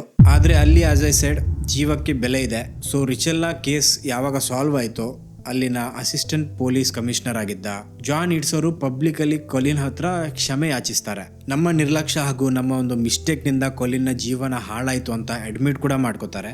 ಅಂಡ್ ಆಲ್ಸೋ ಅದೇ ವರ್ಷ ಕೊಲಿನ್ಗೆ 7,06,000 ಕಂಪನ್ಸೇಷನ್ ಸಿಗುತ್ತೆ. ಇದು ನಮ್ಮ ಭಾರತದ 7,80,00,000. ಫೈನಲಿ ಕೊಲಿನ್ ಜೊತೆ ಏನಾದ್ರೂ ಒಂದು ಒಳ್ಳೇದಾಗಿತ್ತು. ಆದ್ರೆ ಕೊಲಿನ್ ಪ್ರಕಾರ ಏನಂದ್ರೆ ಈ ಹಣ ಅವನ ಜೀವನವನ್ನು ಸುಧಾರಿಸಿರ್ಲಿಲ್ಲ. ಯಾಕಂದ್ರೆ ರಿಚೆಲ್ನ ಮರ್ಡರ್ನ ಟೈಮಲ್ಲಿ ನ್ಯೂಸ್ ಪೇಪರ್, ಮೀಡಿಯಾ ಇದೆಲ್ಲ ಎಷ್ಟು ಅವನ ಹೆಸರನ್ನು ಹಾಳು ಮಾಡಿತ್ತು, ಎಷ್ಟು ಅವನ ನ್ಯೂಸ್ ಅನ್ನು ವೈರಲ್ ಮಾಡಿತ್ತು ನೋಡಿ. ಅಷ್ಟು ವೈರಲ್ ಅವನು ನಿರಪರಾಧಿ ಅಂತ ಪ್ರೂಫ್ ಆದಾಗ ಮಾಡಿರ್ಲಿಲ್ಲ. ಸೊ ಹೆಚ್ಚುವರಿ ಜನರಿಗೆ ಈ ನ್ಯೂಸೇ ಹೋಗಿರ್ಲಿಲ್ಲ ಕೊಲಿನ್ ಆಕ್ಚುಲಿ ಒಬ್ಬ ನಿರಪರಾಧಿ ಆಗಿದ್ದಾನಂತ. ಆಲ್ಸೋ ಕೊಲಿನ್ನ ಜೀವನದ ಒಂದು ಇಂಪಾರ್ಟೆಂಟ್ ಟೈಮ್ ಹೊರಟೋಯ್ತು. ಈ ಒಂದು ಅವನ ಜೀವನದ 16 ವರ್ಷ ಹಾಳಾಯ್ತು. ಮತ್ತೆ ಮುಂದೆ ಏನಾಗುತ್ತಂದ್ರೆ ನೆಟ್ಫ್ಲಿಕ್ಸ್ ಈ ಕೇಸ್ನ ಒಂದು ಡಾಕ್ಯುಮೆಂಟ್ರಿ ಮಾಡುತ್ತೆ. ಅಂಡ್ ಈ ಡಾಕ್ಯುಮೆಂಟ್ರಿ ರೀಸೆಂಟ್ಲಿ ರಿಲೀಸ್ ಆಗಿದ್ದು, ಅದರ ಹೆಸರಾಗಿದೆ ದ ವಿಟ್ನೆಸ್ ಅಂತ. ನಿಮಗೆ ಕ್ರೈಮ್ ಡಾಕ್ಯುಮೆಂಟ್ರೀಸ್ ಎಲ್ಲ ಇಷ್ಟ ಇದ್ರೆ ನೆಟ್ಫ್ಲಿಕ್ಸ್ ಅಲ್ಲಿ ಚೆಕ್ಔಟ್ ಮಾಡ್ಕೋಬಹುದು. ಸೊ ಇದಾಗಿತ್ತು ಫ್ರೆಂಡ್ಸ್ ರಿಚೆಲ್ ನಿಕ್ಕಲ್ನ ಮರ್ಡರ್ ಕೇಸ್. ಇವತ್ತಿನ ವಿಡಿಯೋ ಹೇಗಿತ್ತಂತ ನಂಗೆ ಗೊತ್ತಿಲ್ಲ. ನಿಮಗೆ ಇಷ್ಟ ಆಗಿದ್ರೆ ಒಂದು ಲೈಕ್ ಮಾಡಿ, ಮತ್ತೆ ನಿಮ್ಮ ಏನಾದರೂ ಒಪಿನಿಯನ್ಸ್ ಇದ್ರೆ ಪ್ಲೀಸ್ ಕಮೆಂಟ್ ಅಲ್ಲಿ ಹೇಳಿ. ಆಲ್ಸೋ ನಿಮಗೆ ಇದೇ ತರದ ಕ್ರೈಮ್ ಸ್ಟೋರೀಸ್ ಎಲ್ಲ ಇಷ್ಟ ಇದ್ರೆ ನನ್ನ ಚಾನಲ್ ಅಲ್ಲಿ ನಾನೊಂದು ವಿಡಿಯೋ ಮಾಡಿದ್ದೀನಿ. ಇದು ಹೊರ ದೇಶದ್ದು ಅಥವಾ ಬೇರೆ ರಾಜ್ಯದ್ದು ಅಲ್ಲ, ನಮ್ಮದೇ ಊರಿನ ಒಂದು ಕ್ರೈಮ್ ಸ್ಟೋರಿ. ನಮ್ಮದೇ ಊರಿನ ಒಬ್ಬ ಸೀರಿಯಲ್ ಕಿಲ್ಲರ್. ಒಂದು ಸಮಯದಲ್ಲಿ ಏನಾಗಿತ್ತಂದ್ರೆ ಈ ಉಡುಪಿ, ಮಂಗಳೂರು ಹಾಗೂ ಮಲೆನಾಡಿನ ಸೈಡಲ್ಲೆಲ್ಲ ಜನರು ಮಲಗೋದಕ್ಕೆ ಹೆದರ್ತಾ ಇದ್ರು. ಪೊಲೀಸರು ಕೂಡ ಒಬ್ಬಂಟಿ ರೋಡಿನಲ್ಲಿ ಹೋಗೋದಕ್ಕೆ ಹೆದರ್ತಾ ಇದ್ರು. ಯಾಕಂದ್ರೆ ಒಬ್ಬ ರಿಪ್ಪರ್ ಚಂದ್ರನ್ ಅನ್ನೋ ಹೆಸರಿನ ಒಬ್ಬ ಕಿಲ್ಲರ್ ಯಾವಾಗ ಎಲ್ಲಿಗೆ ಬಂದು ಮರ್ಡರ್ ಮಾಡಿ ಹೋಗ್ತಾನಂತ ಹೇಳೋದಕ್ಕಾಗೋದಿಲ್ಲ. ಜನರು ಲಿಟ್ರಲಿ ಮಲಗುವಾಗ ತಲೆ ಮೇಲೆ ಕಬ್ಬಿಣದ ಡಬ್ಬಿ ಎಲ್ಲ ಇಟ್ಟು ಮಲಗ್ತಾ ಇದ್ರು. ಈ ಸ್ಟೋರಿ ತುಂಬಾ ಕ್ರೇಜಿ ಆಗಿದೆ. ಇದು ಆಕ್ಚುಲಿ ನಂದೊಂದು ಹಳೆ ವಿಡಿಯೋ. ನಿಮಗೆ ಇಂಟ್ರೆಸ್ಟ್ ಇದ್ರೆ ಅದನ್ನು ಇಲ್ಲಿ ಕ್ಲಿಕ್ ಮಾಡಿ ನೋಡ್ಬೋದು. ಸೊ ಇದಾಗಿತ್ತು ಫ್ರೆಂಡ್ಸ್ ಇವತ್ತಿನ ವಿಡಿಯೋ. ಮತ್ತೆ ಬರ್ತೀನಿ ಮತ್ತೊಂದು ವಾರ ಇನ್ನೊಂದು ಇಂಟ್ರೆಸ್ಟಿಂಗ್ ಟಾಪಿಕ್ ಜೊತೆ. ಅಷ್ಟರವರೆಗೆ ಪೀಸ್ ಔಟ್.